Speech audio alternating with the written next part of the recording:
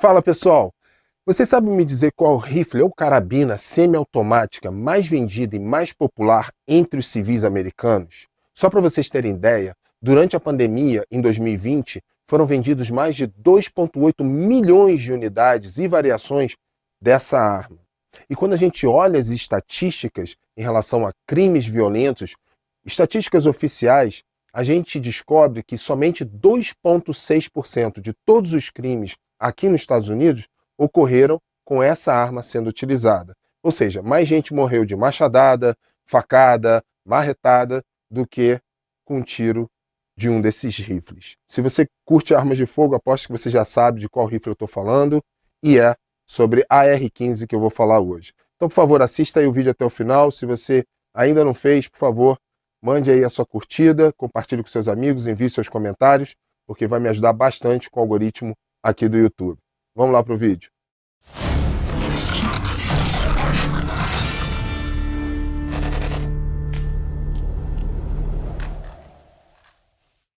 Bom, eu vou começar com um resumão sobre a história da AR-15.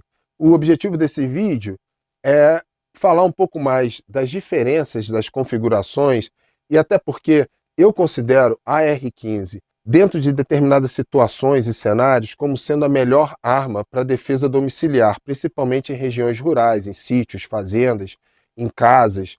E, logicamente, como eu falei, dependendo da situação, do local, tem vários parâmetros que a gente tem que levar em consideração quando a gente seleciona uma arma para desempenhar uma determinada função. Mas voltando lá na história da AR-15, tudo começou quando os Estados Unidos estavam procurando um substituto para o seu fuzil principal de serviço dentro da infantaria, que na Segunda Guerra Mundial foi o M1 Garand. Passando assim os anos, e mais ou menos por volta de 1954, um cara chamado Eugene Stoner, que trabalhava numa empresa chamada Armalite, desenvolveu a primeira versão do que seria então a AR-10. A AR-10 era um fuzil bem mais pesado, que trabalhava com a munição 7,62 por 51. Passando um pouquinho o tempo e depois, de acordo com os testes que ocorreram, eles avaliaram que tinham problemas com essa arma que principalmente estavam relacionados com peso, né, e também com o projétil 7,62 por 51. A AR-10 continua sendo utilizada, ela tem uma função específica, mas para o que eles estavam procurando, eles queriam uma arma que tivesse um controle de recuo melhor, principalmente quando estivesse selecionado para o modo rajada, e também uma munição mais leve que facilitaria a logística no transporte e no remuniciamento lá no campo de batalha. Foi aí que um cara chamado Jim Sullivan, também trabalhando para a Armalite, desenvolveu a AR-15, que é uma versão, vamos dizer assim, uma miniatura da AR-10, que trabalhava então, a primeira munição que ele escolheu foi a .223, a .223 Remington. Se você tem alguma dúvida a respeito de projéteis e calibres, tem um vídeo aqui em cima, onde eu explico tudo isso, inclusive mostrando a comparação entre a .223 Remington e a 5,56, que é utilizada pela OTAN. Praticamente a mesma munição, pequenas diferenças, e muitas dessas armas vão aceitar as duas versões, 5,56 e 223. Passando um pouco mais para frente, a Colt, que é uma empresa muito grande, muito tradicional aqui nos Estados Unidos, comprou a patente da AR-15. Quando os Estados Unidos adotou a versão militar da AR-15 e foi então aprovada, ela recebeu a denominação que a gente conhece, chamada M16. E aí veio a M16A1, A2 e por aí vai. Eu não vou dar muitos detalhes em todas essas variações, eu vou deixar isso para o outro vídeo, porque é interessante a gente ver como que eles mudaram os modos, tiraram o modo automático, depois botaram de volta, enfim. E hoje o que a gente tem é a M4. Quero mostrar para vocês algumas variações, só para vocês entenderem como que eu configurei algumas das minhas armas para determinadas funções, vamos dizer assim.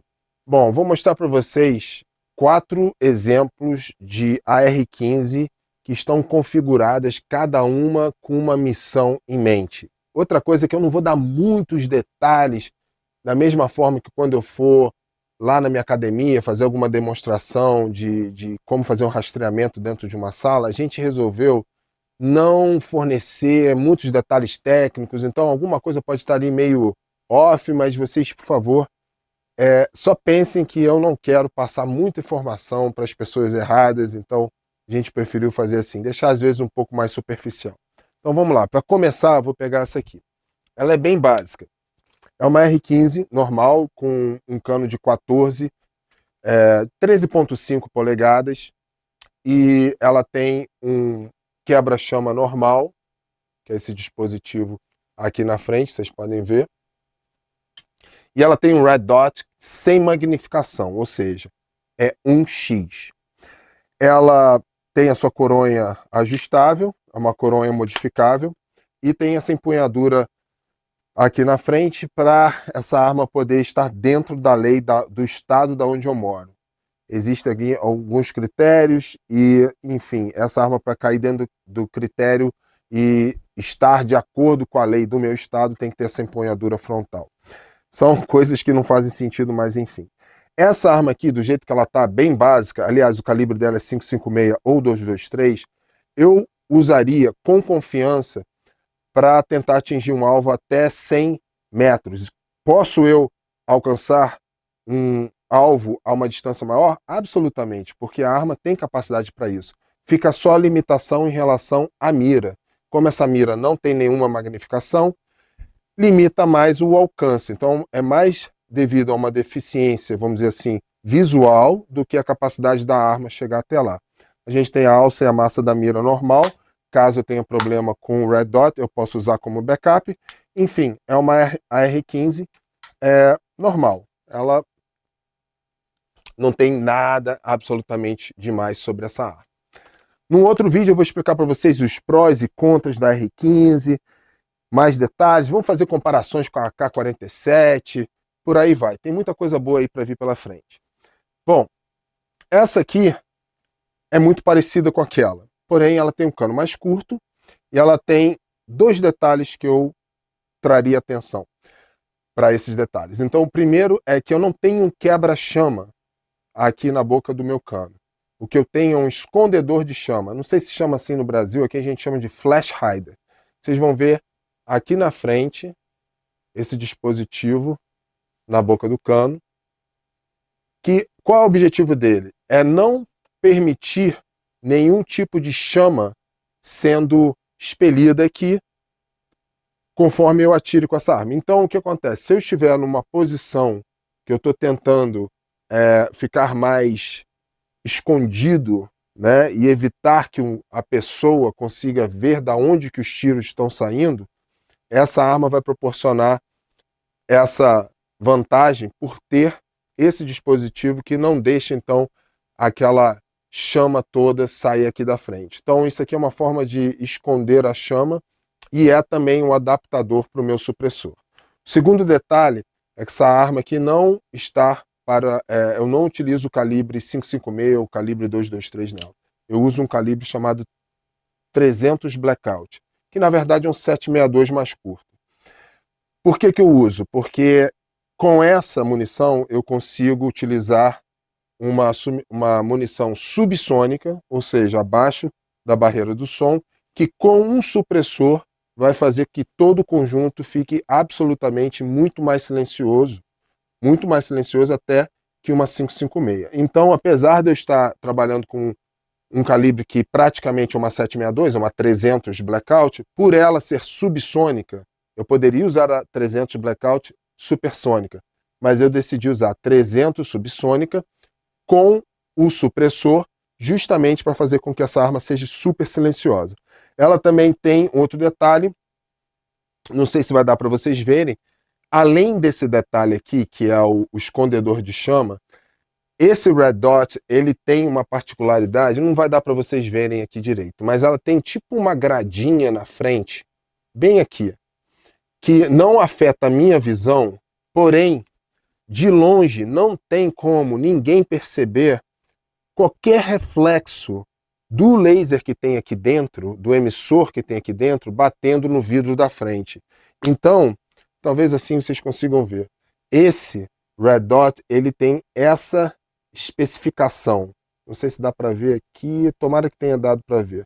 Essa gradinha que faz com que a pessoa que esteja longe não consiga, em nenhum momento, perceber o meu Red Dot, que às vezes dá um reflexozinho, isso quando eu estou falando noite, completamente breu, completo.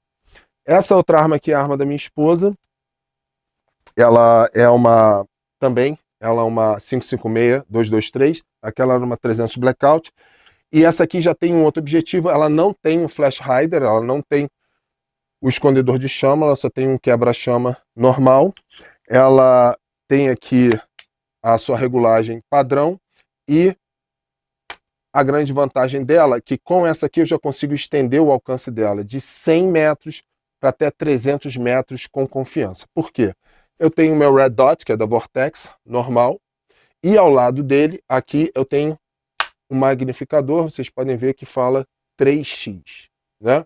Então, quando eu estou operando dessa forma, né, essa arma aqui então está utilizando só o Red Dot da frente, o normal, com uma magnificação só de 1x. Ou seja, 100 metros, uma silhueta humana, tranquilo. Eu quero estender a capacidade dessa aqui, eu só faço jogo o magnificador para cá, esse também é da Vortex, vai aumentar então o meu zoom em 3 vezes, ou seja, eu vou de 1 para 3, e daí eu consigo facilmente chegar a 300 metros, uma silhueta humana a 300 metros, sem problema, tá? Essa aqui já tem um outro objetivo. Então vocês vão ver então que é um cano maior, é um cano de 16 polegadas, também tem um escondedor de chama, um outro modelo, um outro fabricante, bem aqui. E esse tem um conjunto óptico que a gente chama de LPVO, Low Power Optics, Variable Optics, ou seja, uma luneta variável de baixa potência. Essa luneta ela vai de 1, ou seja, nenhuma magnificação, a 6. E eu tenho também um cano de 16 polegadas, ou seja, quanto maior o cano, a tendência é que você tenha uma velocidade maior do seu projétil. Quanto mais tempo o projétil trafega dentro do cano, sendo expelido pelos gases, né, pela explosão, mais velocidade eu vou alcançar. Então, essa arma aqui, com uma munição, por exemplo, de 77 grains, né, uma munição mais pesada, 5,56, 77 grains, eu consigo facilmente chegar de 500 a 600 metros, eu posso estender, posso, mas aí eu vou ficar na limitação realmente da minha luneta. Mas o ideal, na minha opinião, é a utilização dessa arma até 500, 600 metros com uma magnificação aqui de 6x. Esse aqui é uma luneta Vortex LPVO, ela também é Red Dot, ou seja, se eu ligar o Red Dot dela aqui, eu consigo operar com ela com Red Dot normal, não sei se vocês vão conseguir ver, tá dando ali para ver, deu para ver. E essa aqui, ela segue o padrão militar, ou seja, se eu estiver fazendo um tiro que eu preciso então começar a considerar várias coisas como vento, distância, etc., para poder fazer minhas correções, ela já vem com o sistema MRAD. Eu vou fazer um vídeo sobre diferentes tipos de luneta, diferentes tipos de retículas dentro das lunetas. Então a gente tem aqui, eu fiz uma comparação entre uma arma, vamos dizer assim, que vai funcionar tranquilamente até 100 metros, lógico, eu alcanço distâncias maiores, eu estou falando em limitação em relação ao visual, ao conjunto óptico que eu tenho. Daí eu tenho uma variação que eu consigo chegar de 100 a 300, tranquilo, lógico, eu consigo atirar talvez a uma distância maior, porém, que a gente tem que considerar que é um cano mais curto, a velocidade do projétil vai ser um pouco menor, daí a gente vai ter o efeito do vento que vai começar, né, por eu estar trabalhando com uma velocidade menor, pode começar a afetar mais, mas enfim, eu tenho então uma magnificação, 3 magnificações, né? E aqui eu tenho então, como eu falei, esse LPVO, ou Low Power Variable Optics, ou seja, luneta variável de baixa potência, que vai de 1 a 6. Com um cano maior, com a munição certa, geralmente a gente consegue chegar a 600 sem problema nenhum. E eu tenho um outro artifício, vamos dizer assim, um outro artifício aqui, que é essa R15 que está aqui dentro da minha mochila. Essa aqui é o meu xodó, que é justamente, eu já mostrei em um short, eu carrego ela dentro da mochila, eu consigo abri-la, a coronha já está na posição que eu quero, eu coloquei o adaptador para que eu possa dobrá-la e ela também vem, então, com minha luneta normal, meu Red Dot de 1x e com meu magnificador de 3x.